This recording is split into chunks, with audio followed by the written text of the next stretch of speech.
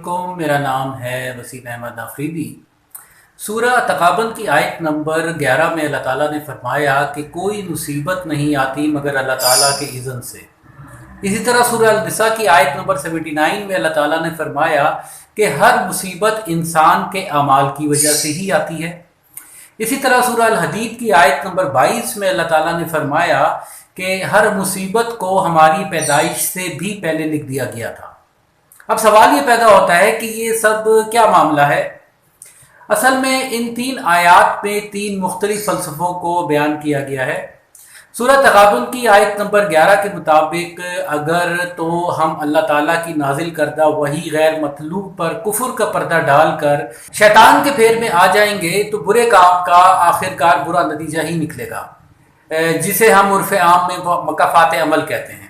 اب اس مقام پر ذہن میں رہے کہ ہو سکتا ہے کہ کوئی برا انسان ہمیں ظاہری طور پر کامیاب نظر آئے، لیکن اس کا رب اسے ہر وقت رہنمائی دینے کے ساتھ ساتھ متنبہ بھی کرتا رہتا ہے کہ تم غلط کر رہے ہو، لیکن وہ ان آوازوں سے تنگ آ کر شیطان کے پھیر میں آتے ہوئے اپنے ہی غلط اعمال کی توجیحات ڈھونڈتا رہتا ہے، اور اس طرح شیطان اس کے اعمال اسے خوشنما کر کر کے دکھاتا ہے۔ اور ایسے لوگوں کی مثال قرآن میں اللہ تعالیٰ نے سورہ البقرہ کی آیت نمبر 20 میں اس طرح سے دی۔ اب اسی عمل کو ہم ایک خاکے کی مدد سے بھی سمجھ لیتے ہیں۔ اس خاکے میں عالم بالا کی طرف سے وہی غیر مطلوع نازل ہو رہی ہے اور بدکار انسان مسلسل شیطان کے پھیر میں آ کر اپنے اوپر کفر کے پردے ڈال رہا ہے، لیکن زندگی کے کسی موڑ پر جب وہ حالات کے ہاتھوں بے بس ہوتا ہے تو ایک دم سے اسے اللہ تعالیٰ یاد آتا ہے اور یوں وہی غیر مطلوع کی جگہ پھر سے بنتی ہے، لیکن تھوڑی دیر بعد وہ پھر سے شیطان کے پھیر میں آ کر اپنی وہی بے ڈھنگی زندگی گزارنا شروع ہو جاتا ہے اور خود ہی بیٹھا پریشان ہوتا رہتا ہے۔ لہذا سورہ التغابن کی آیت نمبر 11 کا مفہوم یہ بن رہا ہے کہ اللہ تعالیٰ کا اذن یہ ہے کہ اگر اللہ تعالیٰ چاہے تو شیطان کو انسان کو بہکانے ہی نہ دے، یعنی یہ سب ایک سسٹم ہے کہ عمل کرنے کی مرضی چونکہ اللہ تعالیٰ نے انسان کو دے رکھی ہے، اس لیے انسان اگر اللہ تعالیٰ سے رجوع ہی نہ کرے گا تو اللہ تعالیٰ بھی رہنمائی نہ دے گا۔ اس لیے جو مصیبت بھی آتی ہے اللہ تعالیٰ کے اذن سے اس طرح سے آتی ہے۔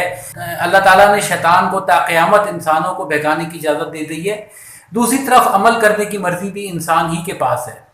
جہاں تک سوچ کا تعلق ہے تو وہ 2 ہی طرح کی انسان کے دماغ میں بن رہی ہے، رب کی نازل کردہ وحی غیر مطلوع اور دوسرا شیطان کا بہکاوا۔ نیز یہ بھی ذہن میں رہے کہ روز آخر سوچ کا حساب نہ ہوگا، کیونکہ وہی غیر مطلوع اللہ تعالیٰ کی جناب سے آ رہی ہے، تو وہ تو حق بات ہے، اس لیے ایسا کیسے ممکن ہے کہ اللہ تعالیٰ اپنی ہی سوچ کا حساب لے؟ اور دوسرا شیطان کا بہکاوا ہے، لیکن اگر انسان اس کے مطابق عمل ہی نہ کرے تو ظاہر ہے کہ اب وہ قابل گرفت نہ رہا۔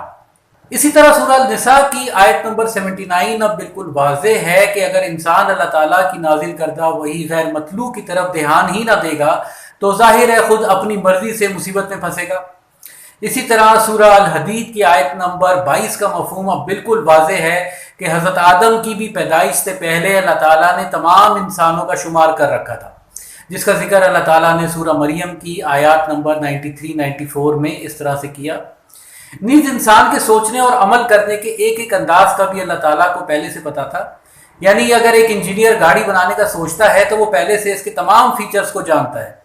نیز یہ بھی جانتا ہے کہ اگر گاڑی اپنی حدوں سے باہر گئی تو اسے کس طرح کے نقصانات کا سامنا کرنا پڑے گا۔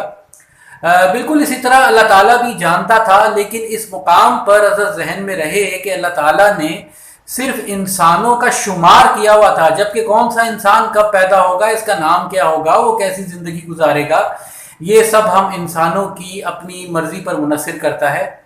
ہمارا آج کا خطاب اختتام پذیر ہوا۔ اگلے خطاب کا موضوع ہوگا وقت کے لیڈر کی پہچان کرنا۔ اس وقت تک آپ سب پر سلامتی ہو۔